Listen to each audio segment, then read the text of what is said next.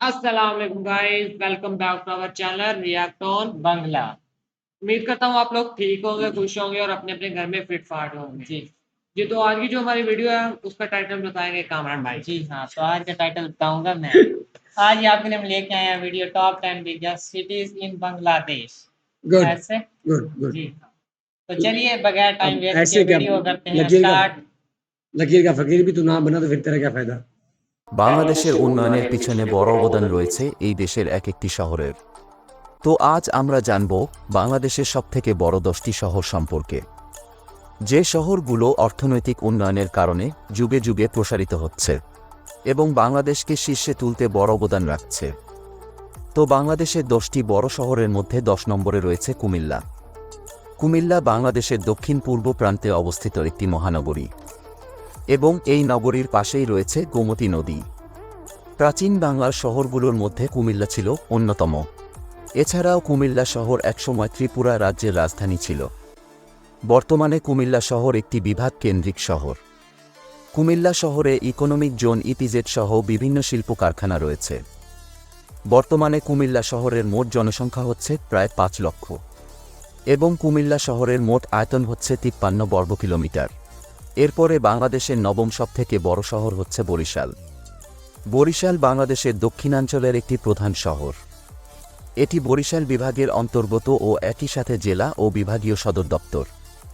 নদী এবং খাল বিলের অপরূপ সৌন্দর্যে ভরপুর একটি জেলা হল বরিশাল। দেশের খাদ্যশস্য উৎপাদনের একটি মূল উৎস হচ্ছে এই বৃহত্তর বরিশাল। বরিশালে একটি নদীবন্দর রয়েছে, যেটি দেশের অন্যতম প্রাচীন, দ্বিতীয় বৃহত্তম ও গুরুত্বপূর্ণ একটি নদীবন্দর। বর্তমানে বরিশাল শহরের মোট জনসংখ্যা হচ্ছে প্রায় 4.5 লক্ষ। বরিশাল শহরের আয়তন হচ্ছে 58 বর্গ কিলোমিটার। এরপরে 8 নম্বরে রয়েছে সিলেট। সিলেট উত্তর পূর্ব বাংলাদেশের একটি প্রধান শহর। একই সাথে এই শহরটি সিলেট বিভাগের বিভাগীয় শহর।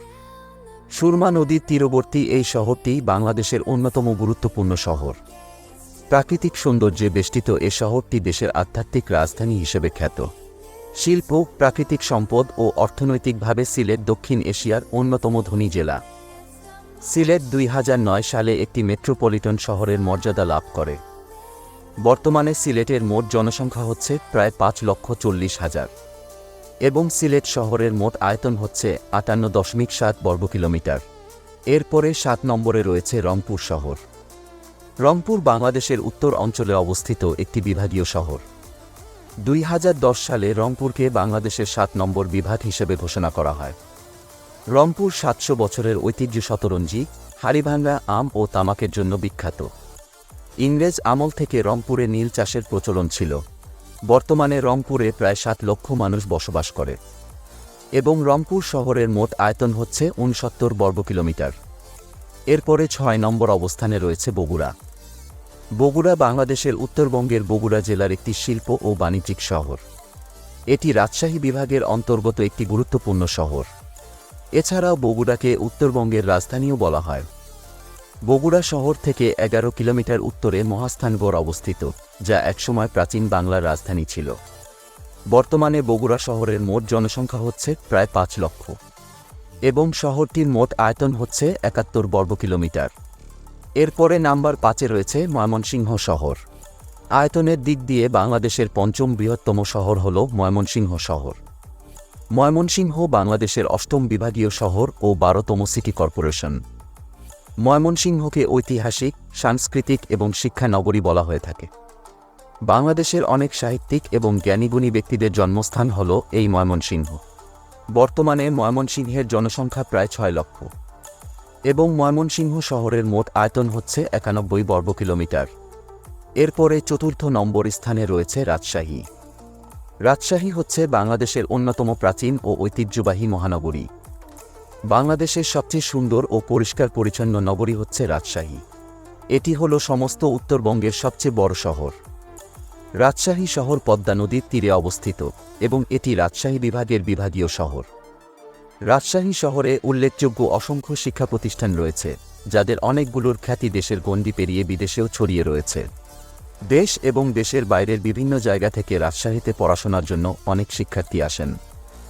বর্তমানে শহরটির মোট জনসংখ্যা প্রায় 11 লক্ষ এবং রাজশাহী শহরের মোট আয়তন হচ্ছে 97 বর্গ কিলোমিটার। এরপরে বাংলাদেশের তৃতীয় সবথেকে বড় শহর হচ্ছে খুলনা শহর।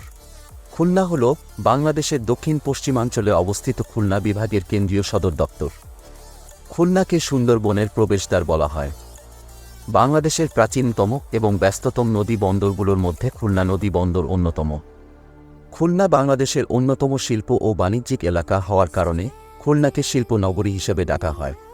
খুলনাকে চট্টগ্রামের পর বাংলাদেশের দ্বিতীয় বৃহত্তম বন্দর নগরীও বলা হয়।